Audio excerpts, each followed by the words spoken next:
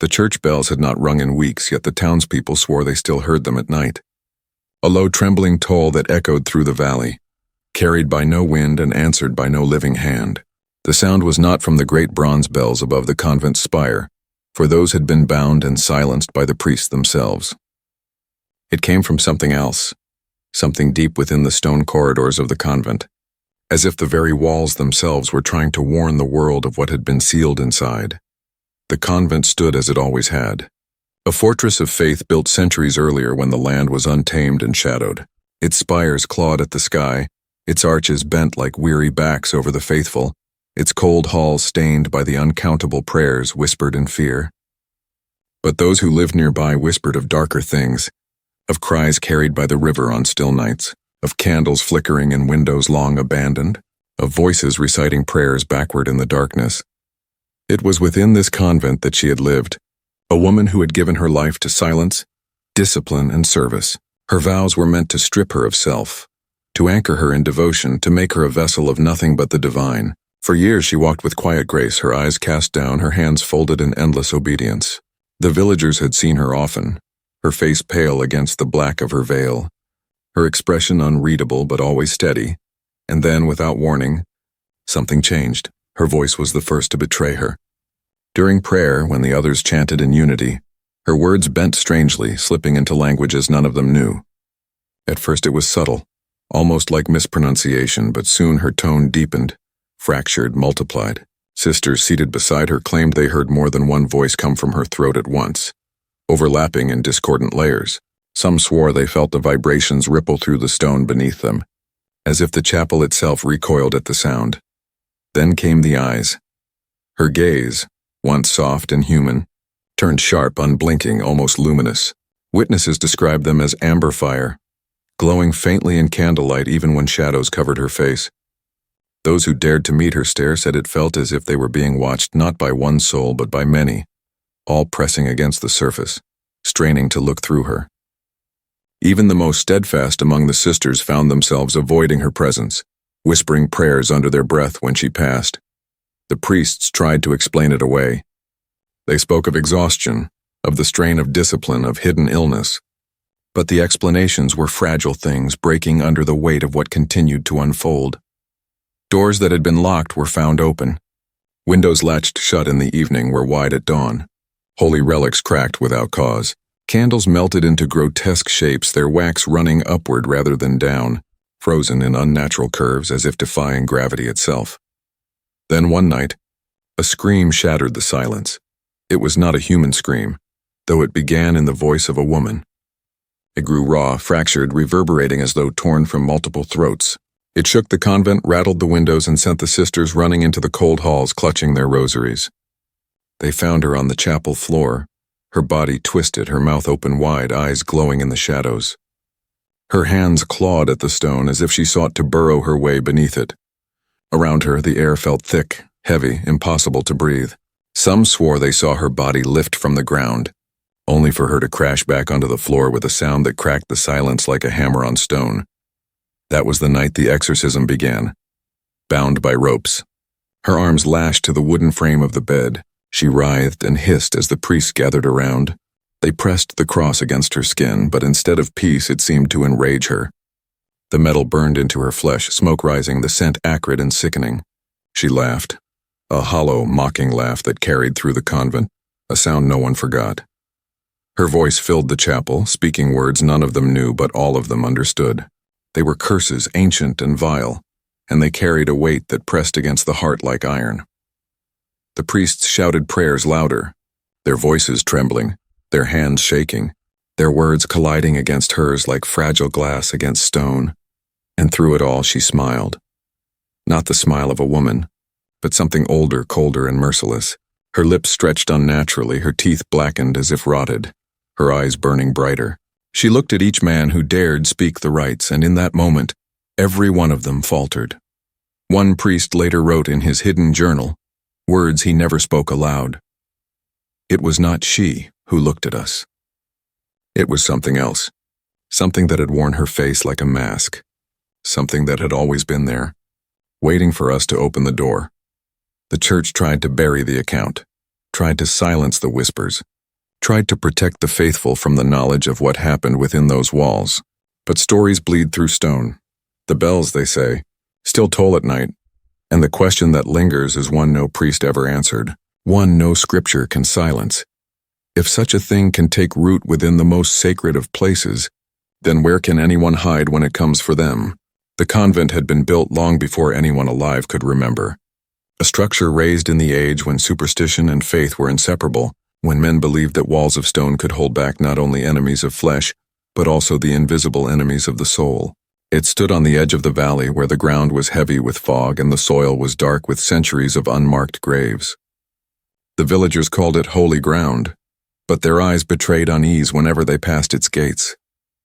The convent was both sanctuary and prison, a place where the devout sought shelter from the world and where the world deposited its fears.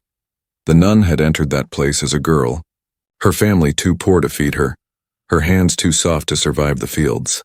Her fate pressed into vows not by divine calling but by necessity. Within the convent she found a rhythm of silence and ritual, of prayer repeated so often that the words lost meaning and became sound alone. Her devotion grew not from choice but from the absence of alternatives. And yet over the years she embraced her role with the kind of discipline that only comes from resignation. The sisters called her steady, reliable, a figure who seemed untouched by the wavering doubts that plagued others.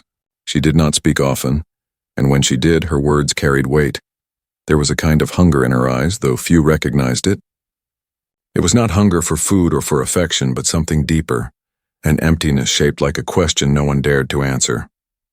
At night, she wandered the cloisters alone, fingers brushing over the cold stone, her lips moving in whispers too faint to catch. Some claimed she prayed for hours when others slept. Others swore she stood motionless in the chapel, staring into the shadows as though waiting for something to stir. It began with fainting fits, moments when her body collapsed during Mass, her lips still moving as if speaking words none could hear. The sisters carried her to her cell, laid her on her bed and prayed. She would awake with no memory, her face pale, her breath shallow, and her eyes clouded as though she had seen something terrible.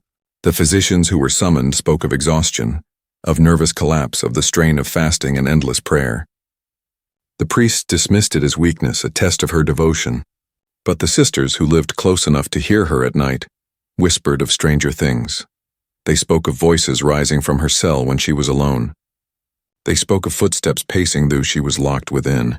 They spoke of objects shifting in her room, of the crucifix above her bed tilting on its nail as if pressed by invisible hands. One sister claimed she heard the sound of scratching, like claws dragging along stone coming from within those walls. She did not speak of it again, but her eyes never met the nuns after that night.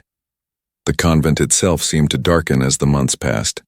Shadows lingered longer, candles struggled to stay lit, and the air grew damp with a weight that pressed against the lungs.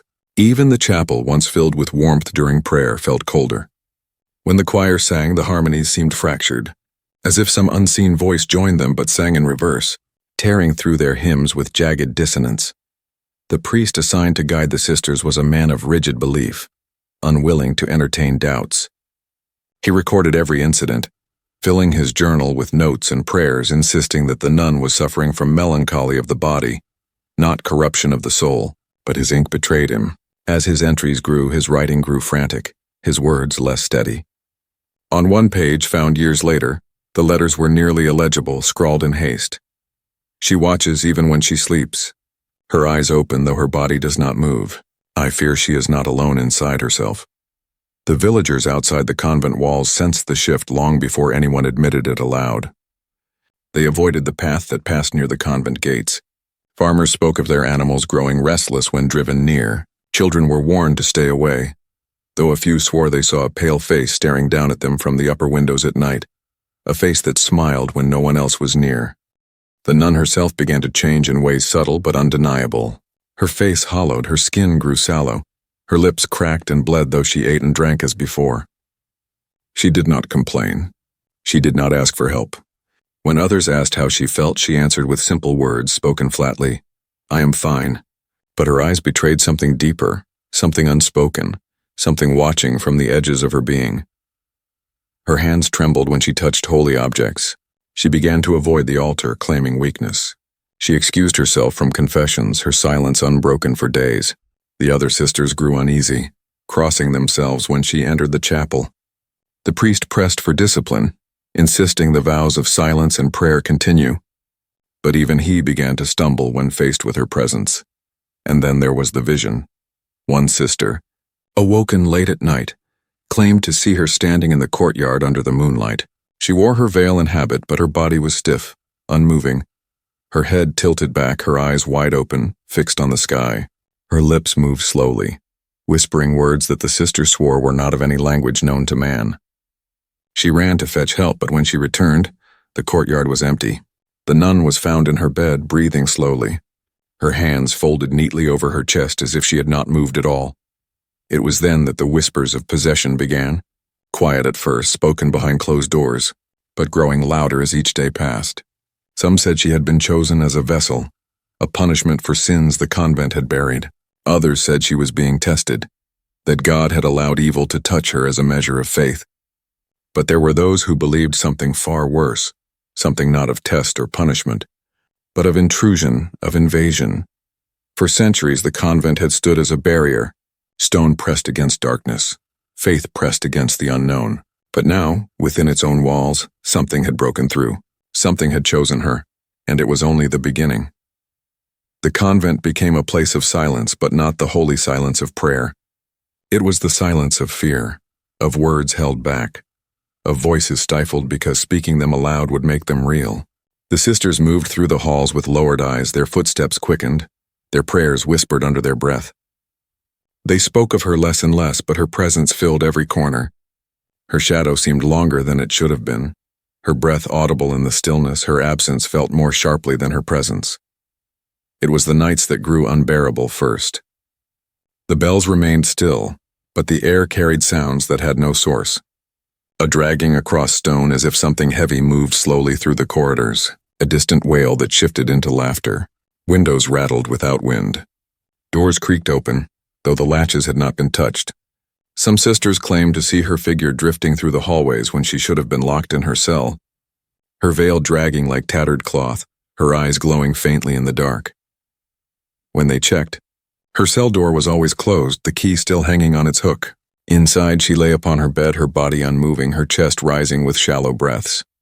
Yet the feeling lingered that she had been elsewhere, that her body had not contained her fully, that something within her had slipped free to wander the halls of the convent in her place. The priests summoned to observe began to write their reports with growing unease. One described her eyes as not her own, shifting in color from pale gray to the burning yellow of firelight.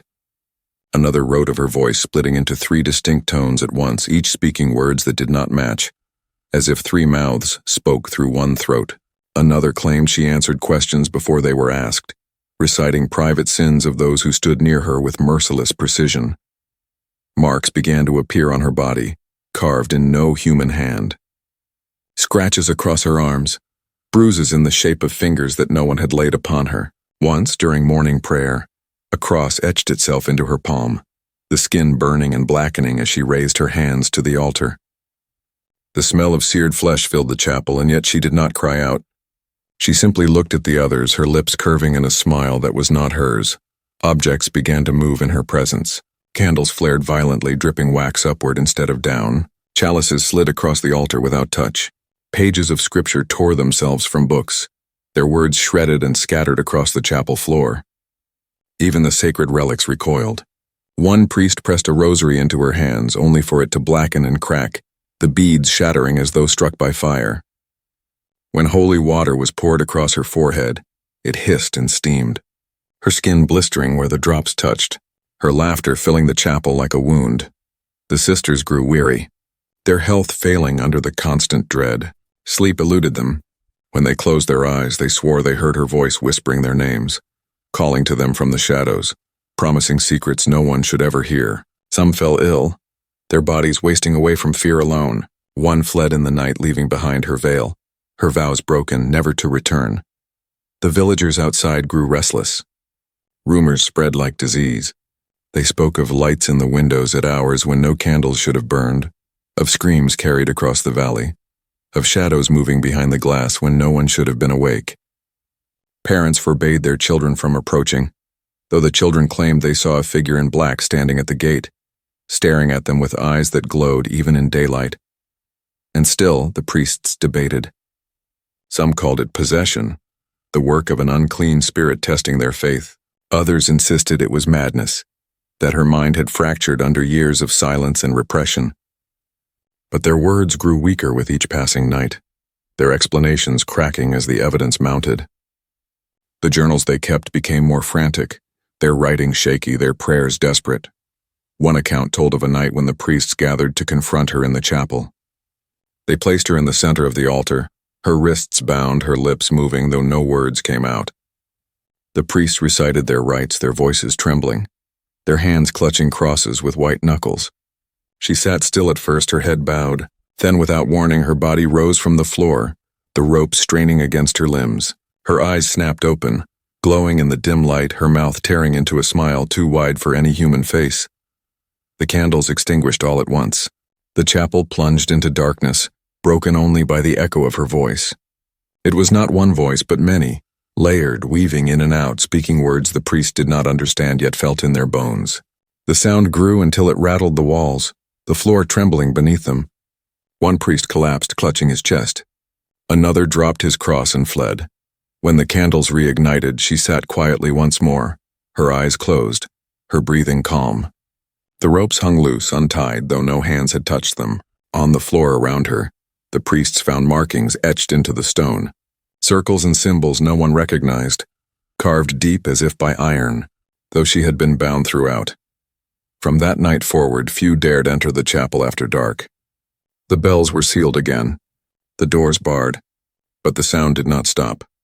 The nights remained alive with whispers, with unseen movements, with the steady rise of fear. The convent, once a fortress of prayer, had become something else. A place of dread, a place where faith faltered, a place where even silence felt unsafe. And the nun at the center of it all remained calm. Too calm. Her lips often carried that smile, stretched thin across her pale face as though she knew something no one else could bear to understand. The sisters feared her. The priests doubted themselves.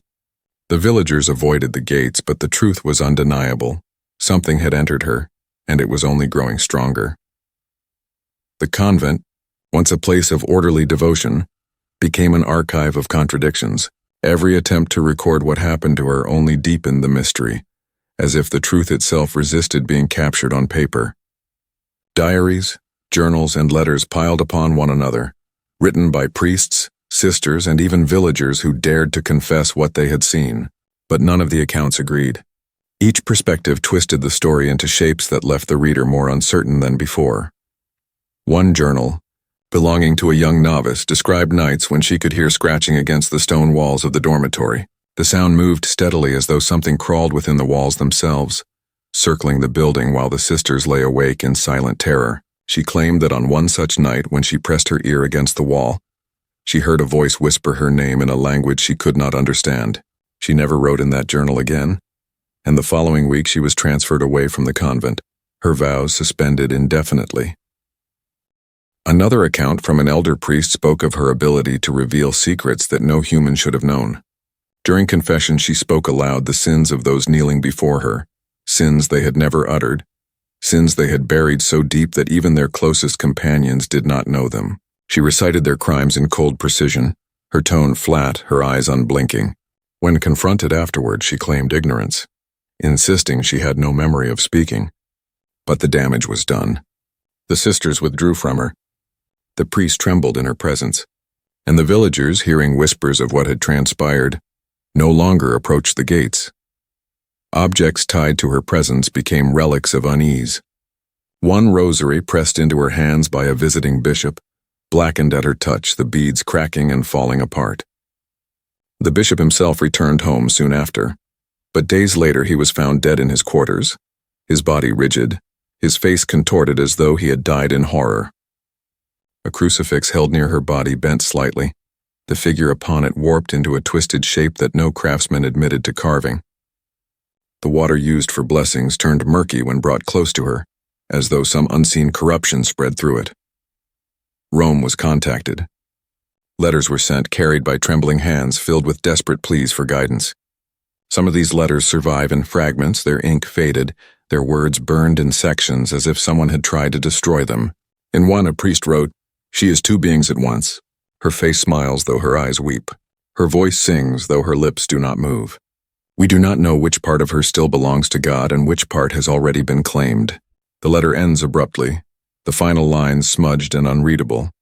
Psychologists later speculated that what afflicted her might have been hysteria, or dissociation born of repression and confinement. They suggested that centuries of silence and penance could have fractured her mind, splitting her into voices she could not control. But this explanation faltered against the reports of phenomena that extended beyond her body. No illness explained the marks carved into stone during the night. No condition accounted for the burning of holy objects. No madness could move doors or extinguish candles without a hand. Theologians argued instead that she had become a vessel for something that lingered within the convent walls. Some believed she was the target of a spirit older than Christianity, bound to the land itself, waiting centuries for a suitable host. Others claimed she bore the punishment for hidden sins buried deep within the history of the convent. Whispers of abuse, of secrets, of blood spilled where vows of chastity and purity should have prevailed. These stories rose like smoke in the air. If the convent was built upon guilt, then she was the sacrifice chosen to bear it. Her body was studied as though it were an artifact of horror. Physicians noted how her heart raced while her skin remained cold. They described her eyes moving independently, as if each one focused on a different point. They measured her breath and swore it did not match the words that left her mouth, as though some other force spoke through her while her body continued the rhythm of life. And when one physician pressed a cross against her wrist, he collapsed moments later, coughing blood. He never returned to finish his report. Perhaps the most disturbing evidence came from drawings. Several sisters attempted to sketch her face during the height of her episodes, each believing that what their eyes saw could not be trusted alone. But when the sketches were compared, no two matched. In one, her mouth stretched unnaturally wide. In another, her eyes were hollow sockets. In yet another, her skin was covered in symbols none recognized. And yet each artist swore that what they had drawn was faithful to what they had seen. The only consistency was that the figure in the drawings no longer resembled a nun. Artifacts were locked away, journals hidden, letters burned, but the memories clung to those who had been present. They aged under the weight of what they had witnessed, some growing silent, others frantic, but none escaping unchanged. It was as though the convent itself had become infected, and those who entered its halls carried fragments of its sickness out into the world. The deeper they searched for answers, the further the truth slipped away. Testimony contradicted testimony. Artifacts decayed without cause. Records vanished or were deliberately destroyed. Every effort to contain her condition only fueled the sense that it was spreading. By the time Rome sent word that an exorcism would be sanctioned, the convent was already collapsing under the weight of its own fear. The priests no longer believed their own prayers. The sisters clutched their rosaries but did not look one another in the eye. The villagers spoke of fleeing, abandoning the valley altogether. And still she remained calm at the center of it all. Her face thin, her eyes bright, her lips drawn into that thin, knowing smile. She seemed to be waiting, not for release, not for salvation, but for something darker, something inevitable, something that the walls of the convent would not be able to contain. The convent was no longer a sanctuary. It had become a cage of fear, every stone heavy with silence that could not comfort, only suffocate. The sisters, once bound together by discipline and shared devotion, began to fracture. They no longer prayed in unison. Their voices, once steady and harmonious, now shook with hesitation, faltered with doubt, broke entirely into whispers. When her voice rose among them, layered and alien, their chants collapsed into scattered fragments, leaving only the sound of her words echoing against the vaulted ceiling.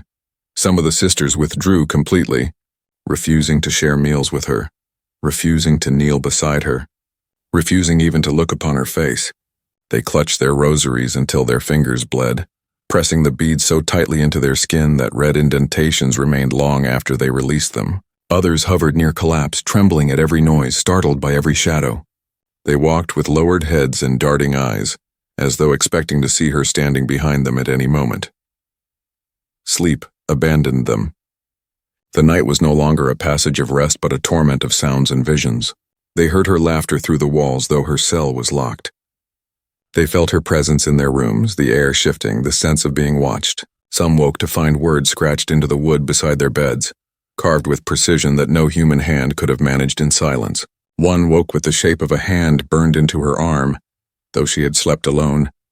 None admitted aloud that they dreamed of her, but their eyes revealed the truth. Every night they saw her, and every morning they woke weaker. The priests fared no better. Their journals, once filled with careful records and prayers, descended into incoherence. Margins filled with frantic symbols, words scratched out, ink smeared with trembling hands. They tried to keep control, to lead the rites with authority, but their voices cracked when she smiled at them. Their hands shook when they reached for holy relics that no longer held power. One priest began to drink, his sermons slurred, his faith collapsing into despair. Another disappeared entirely, leaving his robes folded neatly upon his bed, as though he had stepped out of them and vanished into the air. The villagers who once looked to the convent as their anchor of faith began to unravel as well. They whispered in the taverns, their voices low, their eyes shifting to the hills. They spoke of curses, of buried sins, of evil awakened. Families grew divided, some arguing that they must support the convent, others insisting they abandon the valley before it consumed them. Livestock fell ill without reason. Crops failed despite the season. Children cried at night, claiming they saw a woman in black at their windows, her eyes burning like embers. Parents barred their doors and yet felt no safer, and through it all she remained at the center, the calm eye of a storm that broke everyone else. Her body weakened, her skin pale, her frame skeletal, but her presence grew stronger. Her eyes followed each sister with unblinking precision. Her smile stretched thin, her voice soft but carrying an unnatural weight. She spoke less, but when she did, her words lodged like shards in the minds of those who heard them. Once, when a sister begged her to pray, she leaned forward and whispered, "There is nothing left to pray to." The sister fainted and did not rise for days. The fear did not remain confined to the convent walls. It seeped into the community like water into soil.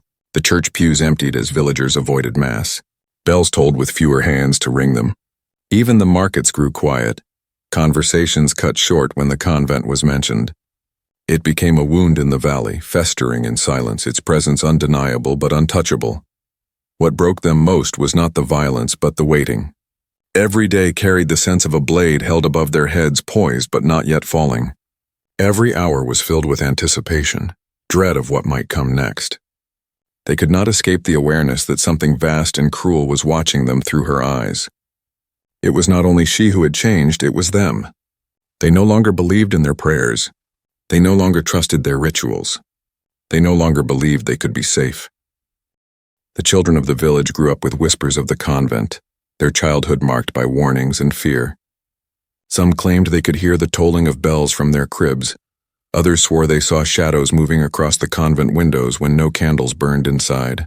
As they grew, they carried that fear like inheritance, a story passed from lips to ears, from heart to heart, until the valley itself seemed soaked in it. And yet the exorcism dragged on. Days turned to weeks, weeks to months, and still she remained, weak in body but never defeated. Each attempt to drive the thing from her seemed only to feed it. Each prayer became emptier. Each ritual became more hollow. Faith itself seemed to crumble in their hands. The sisters began to lose themselves. Some wandered the halls at night, whispering nonsense, their eyes glassy. Others grew violent, striking out when approached. One clawed at her own skin, screaming that something crawled beneath it. Another drowned herself in the well, her body discovered at dawn, her face locked in terror. The convent was no longer only haunted by her, but by the ruin she spread like contagion. No one could say when the line had been crossed, when the convent ceased to be a house of God and became instead a house of despair. But all felt it. The atmosphere itself carried it, the air heavy, the light dimmed, the silence suffocating.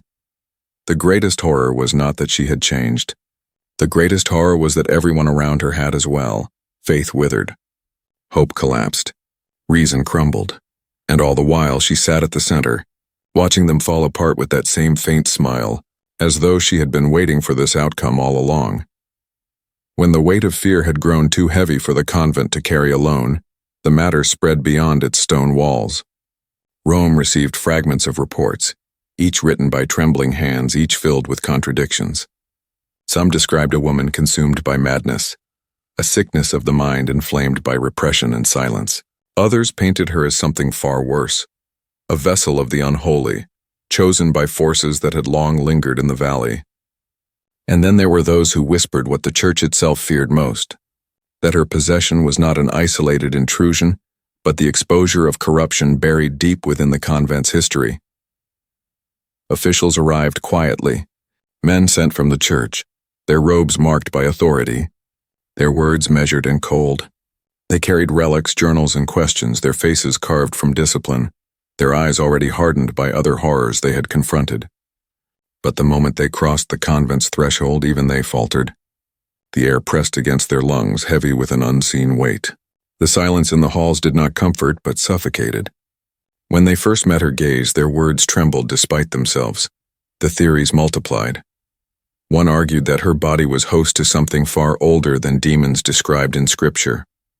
He claimed the valley had once been the site of pagan rituals, that the soil was heavy with offerings of blood, that the convent had been built atop a place meant to be left untouched. He traced symbols found etched into the stone during her episodes and compared them to markings from forgotten rites, patterns of sacrifice long erased from memory but still living in the earth.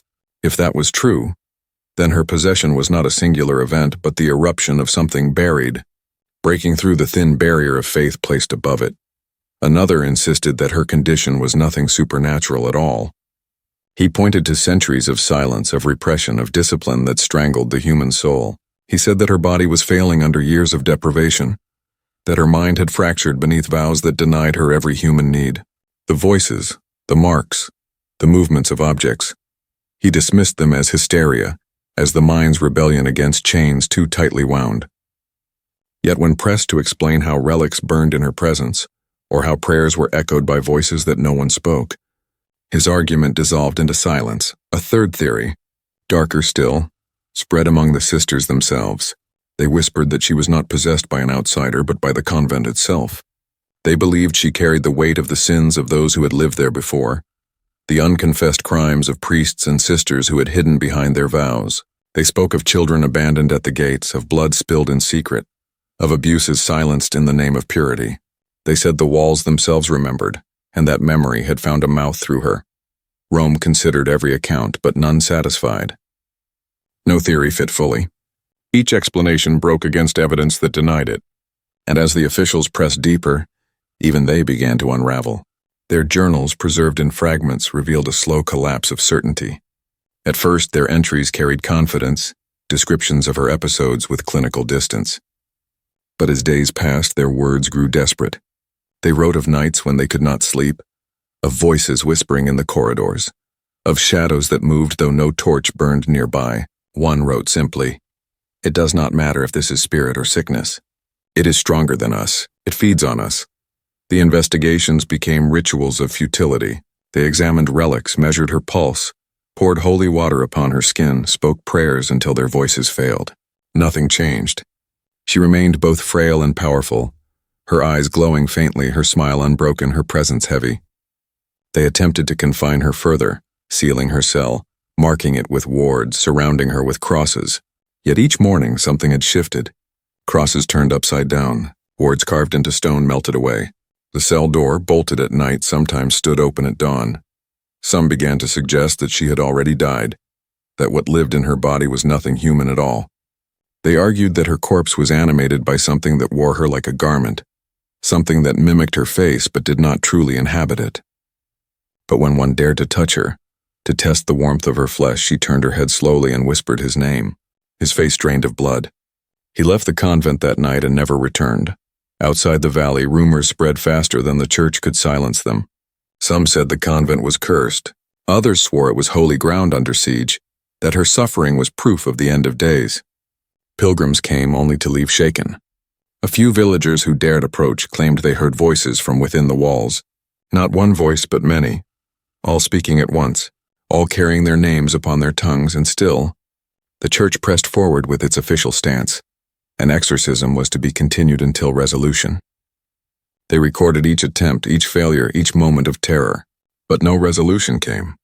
Every theory, every investigation, every explanation ended the same way, with more questions, with more fear, with the growing certainty that this was not something that could be explained, contained, or destroyed.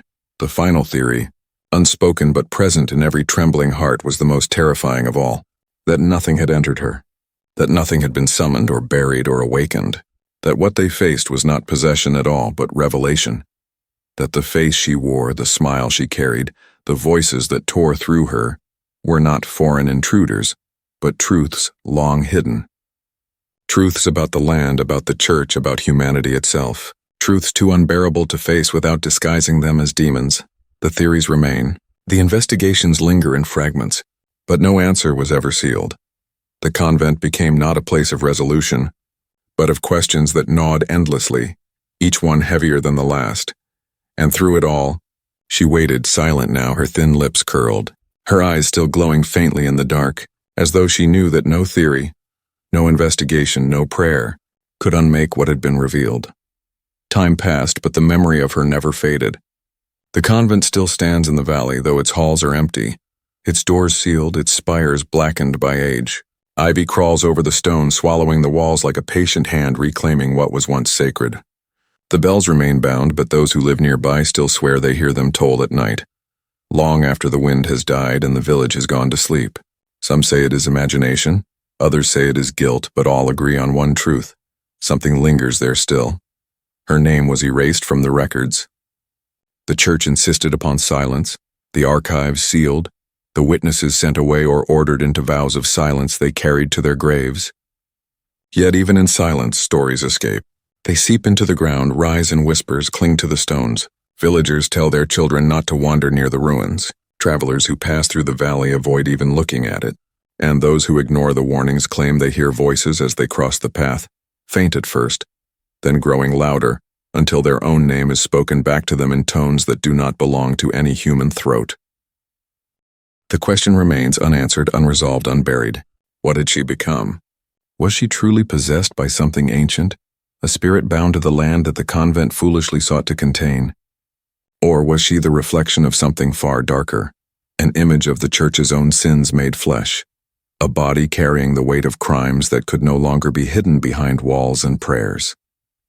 Or perhaps she was something worse than both, a reminder that beneath every vow, beneath every ritual, beneath every stone, there lies a darkness not outside of humanity but within it. Faith cracked in that valley. The sisters who survived did not return. The priests who fled never spoke again of what they saw. Villagers abandoned their fields, their homes, their heritage. The land is still fertile, the air still clean, but no one chooses to live there. It is as if the valley itself has been left to rot, a scar upon the earth too deep to heal. And still the stories endure. Some claim she walks through the ruins at night, her veil trailing in the wind, her face pale, her eyes glowing faintly in the dark. Others insist they have heard her laugh, low and cold, echoing across the valley as if mocking the silence.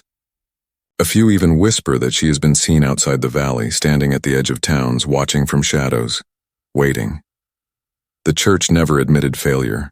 They called it resolved, though they never explained what resolution meant. They claimed the rites had been completed, though none could point to proof. They buried the records and silenced the survivors. But silence is not the same as closure. Silence only leaves room for fear to grow louder, and perhaps that is the greatest terror of all. For if the rites had succeeded, if the exorcism had worked, then the valley would not feel as it does now.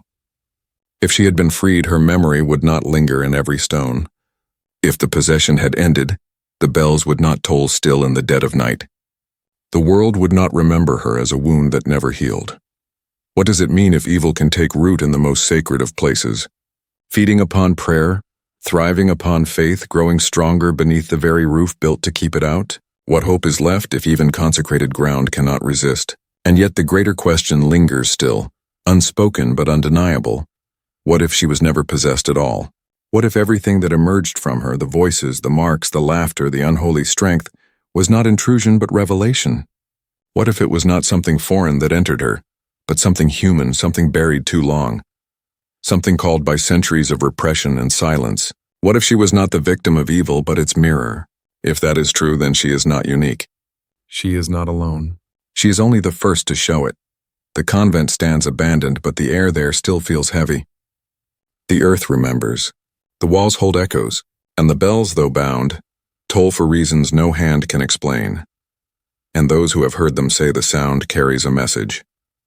Not a warning, not a prayer, but a promise, that what once rose through her will rise again, not in the same place, not in the same form, but in someone else, somewhere else, when silence is deepest and faith is weakest. And when that moment comes, no exorcism will be strong enough to hold it back. The question then will not be whether faith can survive. The question will be whether humanity itself can.